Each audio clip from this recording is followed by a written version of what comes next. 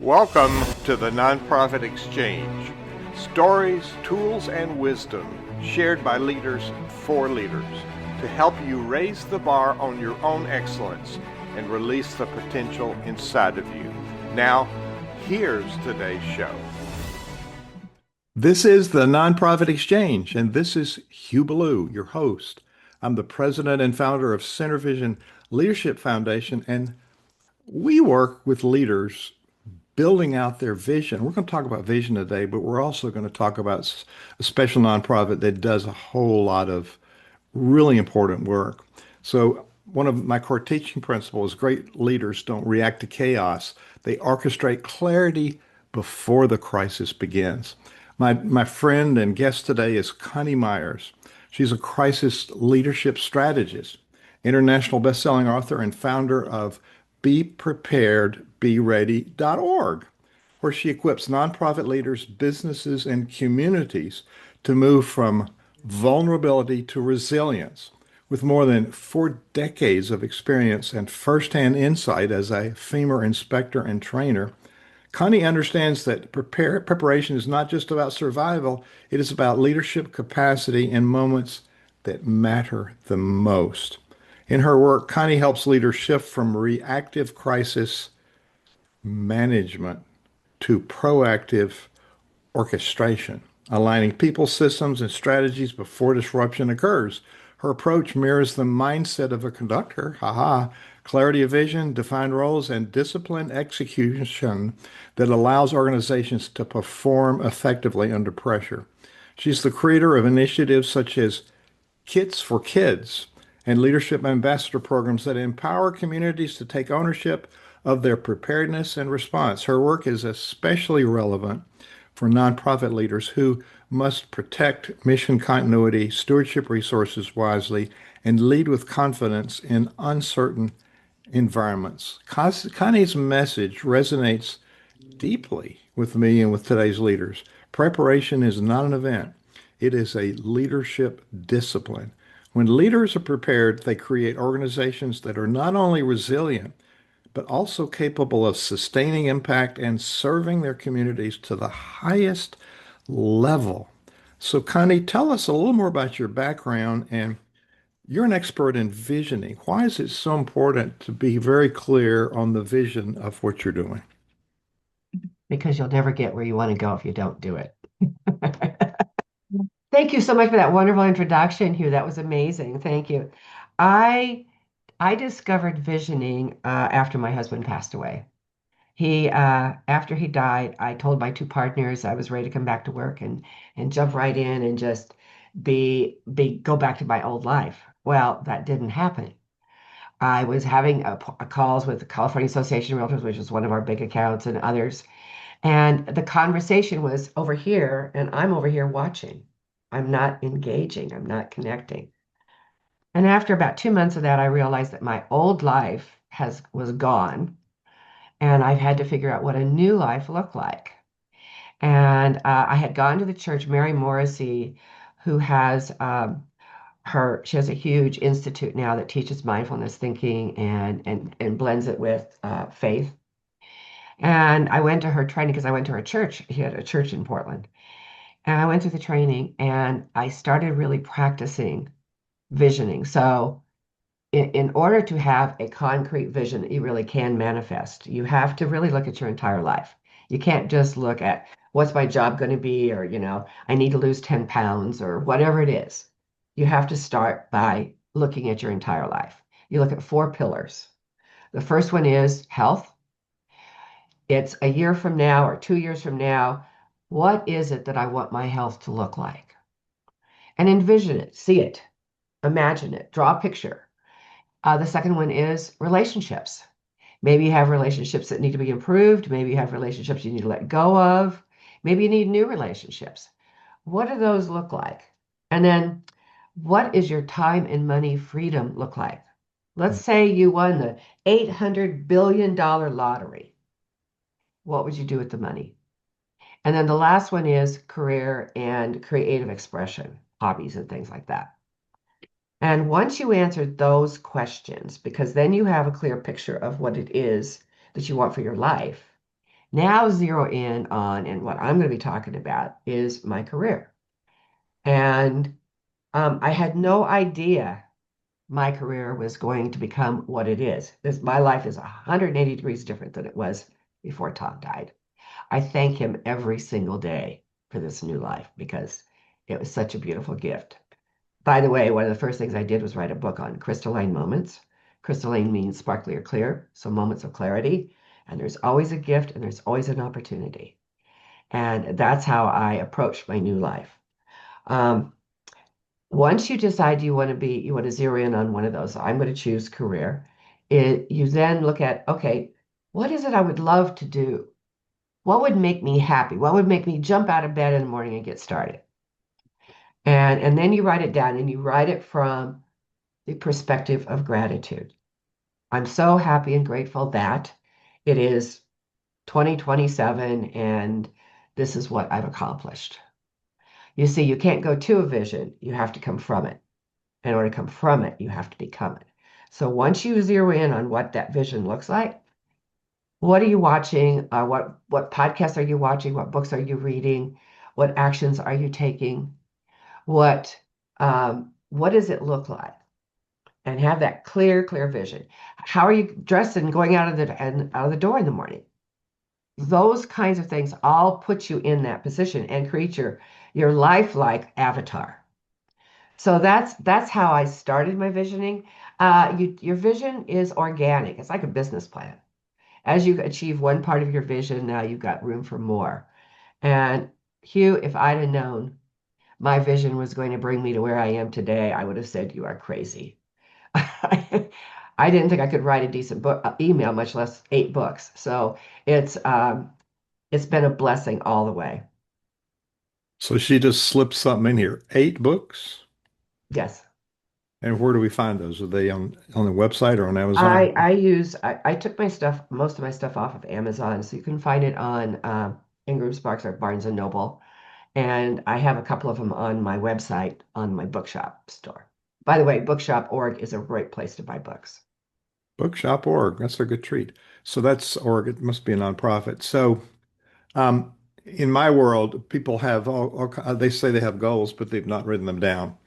And so in my world, the definition of a dream and a goal are very different. A dream, if you have a goal and you haven't written it down, it's a dream. So I would put vision in that category. And it's if you have to be clear with your vision in order for people to understand what you're doing. Is that true? Absolutely. And it's very important that you write it down because you stimulate different parts of your brain when you're thinking about something and when you're writing it down. There's two different parts of your brain that kick in to help make it more. People ask, well, my vision didn't come true. Well, you didn't step into it. You didn't become it. You have to become it. And it's kind of like fake it till you make it. And once you do that, it's amazing to me, like uh crazy things happen to me anymore because I have to be very careful what comes out of my mouth because it will happen. So I have to be very careful. That's how I met my new man is it was there was nobody around and I made a comment and 3 weeks later he showed up. I just have to be very careful what I wish for. Yeah, it's like toothpaste. You can't put it back in the tube. Once you say it, it's out there. Exactly. It's quite a surprise. So, you made the transition from a corporate job, I guess you would say, with FEMA, into running uh, 2 organizations. You have your business and this. I no, I let the business go. Okay, Um, so it's so just you got a it's just full-time chore with this getting or full-time pleasure getting this. So, yes, um, exactly. so tell us about your work. What is the ultimate goal of your nonprofit? Well, let me first start because this kind of explains part of it.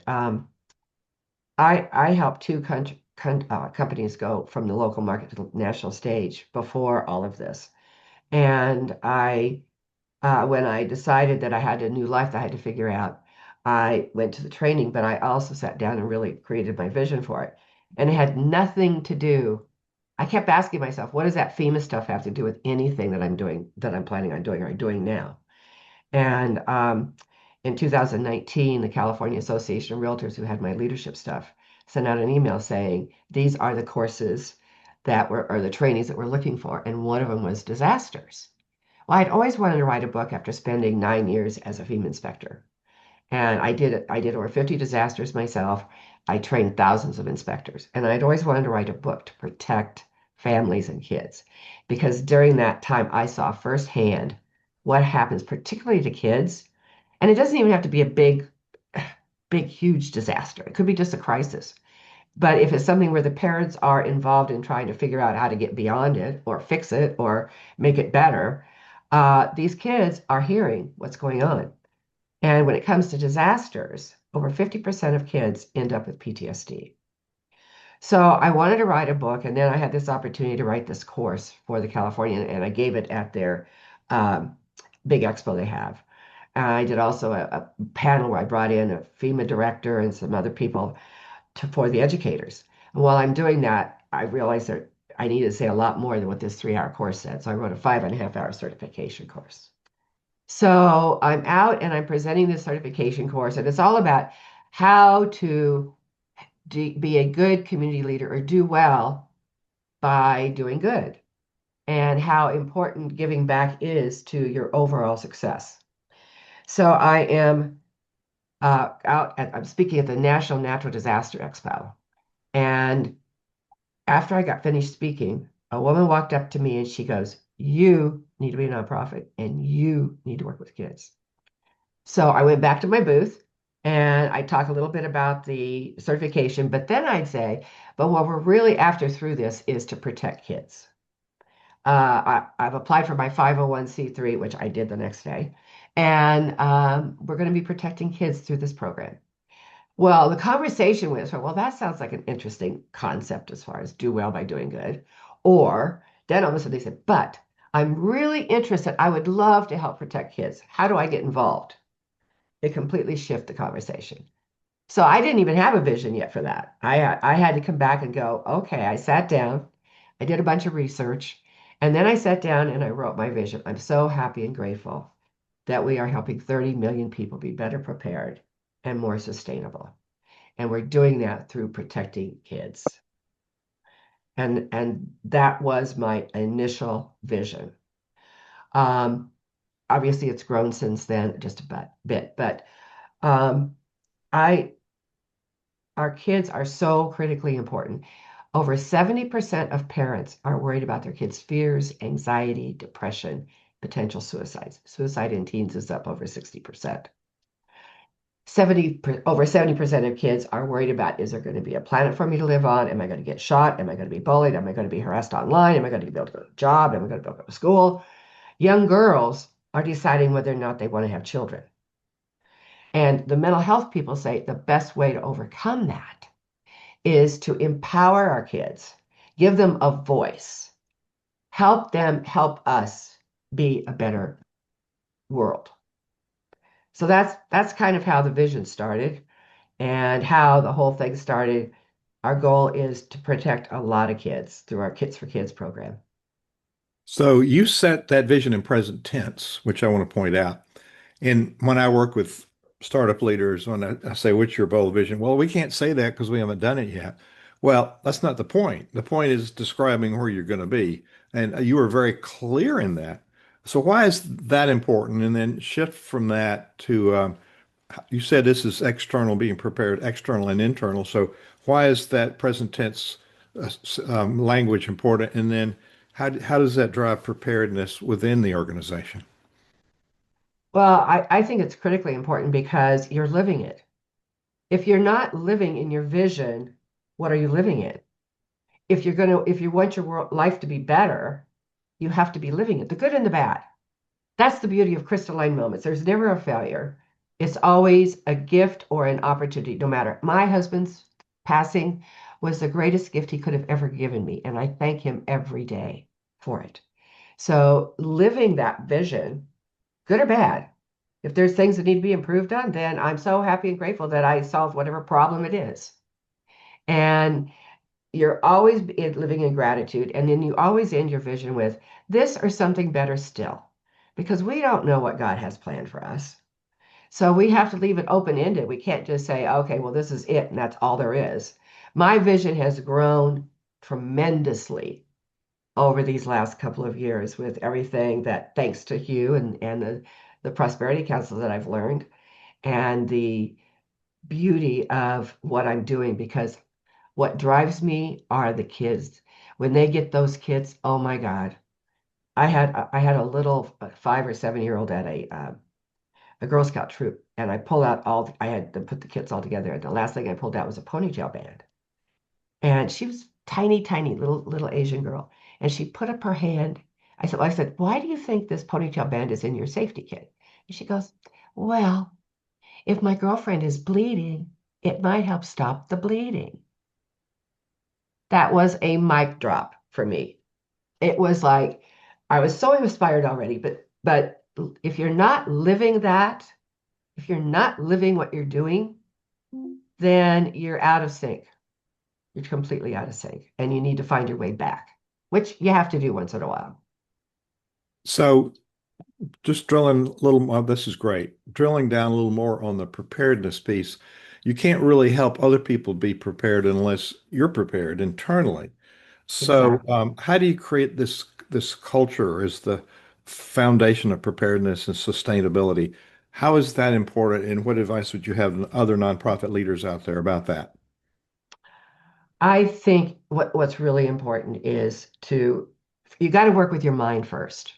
I mean, mindfulness thinking is extremely important. As a matter of fact, there was a test done or a survey done a few years ago, and they found that by doing mindfulness practices, you increase your clarity, you increase your focus, and you increase your engageability. And by doing that, so the first thing I do is talk to people about mindfulness and where you're coming from. In a disaster, you've seen it on TV. You have two different types of mindset. One is, oh my God, I've lost everything. I don't know what I'm going to do. I don't know how I'm going to move forward. And the other one is, I've lost everything, but I have my life and my family, and we can rebuild. That's a resilient mindset. And I don't care what you're doing in your life. You've got to maintain that resilient mindset as best you can. And the best way to do that is by meditation, by having a clear vision. You listen to that, you record it on your phone, and you listen to your vision every morning before you start your day. And you are going to do something in that day that's going to make a difference in that vision to where you move forward. That is so important. Folks, you're watching this. If you can't capture all these great ideas, go to thenonprofitexchange.org and we'll have a full transcript. So you can get all these really good tips in writing, or you can listen to it or watch it again. So one of your strong suits is building a collaboration and communities for this. So your work includes the initiatives like the Kits for Kids. So what is the role of collaborators and community play in this? Well, we all need partners. We never do anything alone. This is my little kit. This is what it looks like. And I developed it because kids want to feel safe. And in order to administer and get these kids out there, I need to have partners. I can't do this by myself. I have to be able to collaborate. And people need to understand what real collaboration is. Collaboration isn't, well, I've got this thing I'm going to sell you, so then we can collaborate. No, no, no, no, no. That's not collaboration. Collaboration comes with no strings unless there is a benefit for both or all. So I started the Kits for Kids. The kit is the carrot. The kit is not the final goal. The kit is just the carrot to protect kids and make parents happy and make everybody want to be involved. This kit could be for anybody. It could be kids for seniors, it could be pets, you name it. But what it does is it brings people together, and now we can do education. We can provide with partners, like, for example, I'm partnering with a foster care company, nonprofit. I'm foster with a with food insecurity, with adoption. Diabetes. I'm partnering with these other nonprofits because we all have the same mission. The mission is to protect kids and to bring awareness to them. And it's been well documented that kids are a much better voice whether we're talking to other kids or whether we're talking to um, adults and businesses. So by bringing these nonprofits together, what do we have? We have more kids. We have more kids to talk to. One of my newest partners is Kiwanis because they have been dealing with kids for over 100 years. They have a elementary school, middle school, and high school program. Their Key Club, I was actually approached by a gentleman out of Texas that is in charge of their emergency planning for the Texas and Oklahoma district. And he said, you fill a niche that we don't have. They've got 16,000 kids in their Key Clubs there. Do you think Wow. I'm happy about that? Wow. Yeah. That's huge. That's huge. And that was a definitive statement. We can't do everything. And so building a collaboration brings extra financial resources as well, because funders of all types want to support those organizations that are doing a community-wide effort, which you've been successful about. So let's take a pause here and go and look at your website. And so give people the URL for the website. What's the link? It's bepreparedbeready.org. And people watching the video can see it. People that are listening to the audio podcast can't see it. So describe it for those people that are audio as well as people that are video. What will people find here? They're going to find all about the initiative for Kits for Kids and what's in the kits and how to buy the kits or gift the kits. They can either donate or purchase the ticket. They'll understand what our mission is. That house right there, that's from Hawaii. That's the only house that was left standing in Lahaina, not because the people thought about being prepared. They just happened to do the things that they needed to do to keep the termites away and keep the wind away. So, but that's exactly why we're doing what we're doing. Okay. And the numbers are striking. But if you Okay, tell me where go, to go. yeah, so the number, 1 out of 4 homes last year was impacted by some kind of disaster. Some of them not big, but 1 out of 4 homes. That's where we are in this country. And 11 million people were displaced in 2024. Just think about those numbers and statistics. Those are staggering. So what we want to do is we want to mitigate that. We want to reduce that. And the kids are the best voices for doing that because we will listen to kids. And you have your courses here. What's Connie Speaks? That's my where I'm going to be speaking or when what I'm going to speak about. So And you have a contact button, you have a donate yeah. button. The So that the most important one is on the left where it says Kits for Kids Initiative. That talks about how to be a donor, how to be a part of the team, how to I'm looking for sponsors, partners, uh, all of that. So that it talks about all about how you can be involved, community leaders. I was just invited to be on the Clark County Emergency Planning Team, which uh, is here in Las Vegas, and that's all because of my involvement with helping others. So you want to be out there just being a part of something, and we'd love to have you be a part of this. that's why we're in this nonprofit business, is to help others. Let's do a few rapid fire questions with short answers at the end. Is it okay? Sure. Um, Shoot. what's the biggest leadership mistake that people make in a crisis? It's called, FEMA calls it preparedness procrastination. They haven't done their homework. What's one habit every leader should build now? A good mindfulness practice habit. And then we have crisis. So, what's one of the best ways for a leader to reduce the chaos right away when it happens? Mel Gibbons or Mel Robbins rule, the 5 second rule, 5, 4, 3, 2, 1, do something. Love it. One word that defines great leadership under pressure. Resilience. And give me a sentence that defines prepared leadership. I'm so happy and grateful that my team and I have created a clear vision on how we are going to help our community be better prepared and more sustainable. And so, what's it mean for a leader to be prepared and ready? Look at your business, look at your life, and determine what is missing that if something happens. What I've heard in this conversation is that preparation is not just about avoiding crisis, It is about building the kind of leadership capacity that allows your organization to perform at its best when it matters most. And we can't predict when that's going to be. That sometimes it's every day for some people. That's what great conductors do. We don't wait until the concert to figure things out. We have prepared the ensemble so that our performance exceeds everybody's expectations. So preparedness is everything. Connie, you've been a great guest today. I've learned a lot, and I thought I knew you, but I don't know diddly so far. I learned a lot, and it starts with a powerful, well-articulated vision that inspires people. And yours was certainly great. And it's organic, like you said, it grows. Connie Myers, thank you for being my guest today on the Nonprofit Exchange. I'm so honored that you invited me, and I really appreciate everything you do for the nonprofit world. I've been a big recipient of that, so thank you. You're welcome. Thank you for watching the Nonprofit Exchange.